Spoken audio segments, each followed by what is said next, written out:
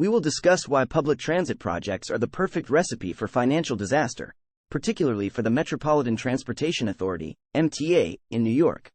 The MTA is facing another looming financial crisis due to financial mismanagement and the consequences of the pandemic.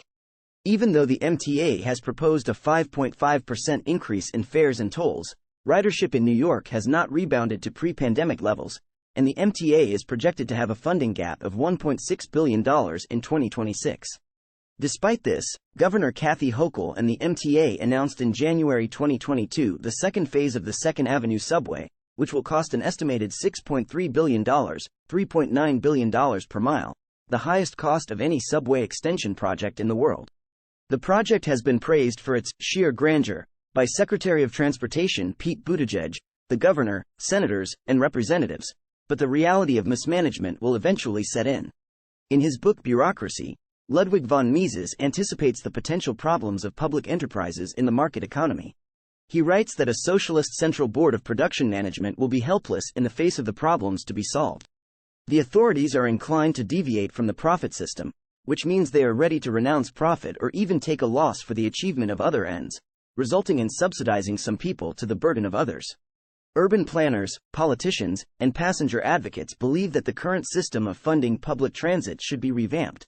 The majority paradoxically believes that public transit should not have to pay its own way. However, if the prime motive for undertaking a project is no longer for profit, other motives and principles must be adopted. With private profit-seeking enterprise, the attitudes of the public solve this problem, with a sufficient number of citizens ready to pay the price asked for them.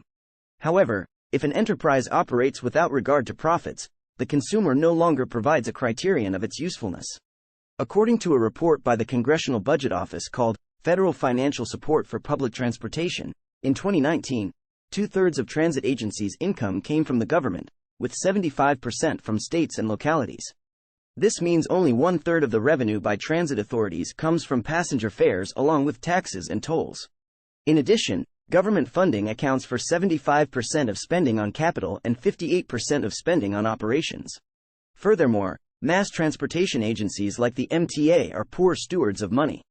The MTA spent $4.5 billion for the first leg of the 2nd Avenue extension, with 3/4 of that, $3.8 billion, spent on the design, engineering, and construction. $655 million went to consultants and outside firms to oversee construction, and just $378 million was spent boring the tunnel itself. Privatization of public infrastructure projects like transportation is the solution, as public transit projects are the perfect recipe for financial disaster. Walter Block's article, Free Market Transportation, Denationalizing the Roads, provides a great introduction to the topic of privatization, as does his book entitled Privatization of Roads and Highways. Thank you for watching. Subscribe Libertarian Facts.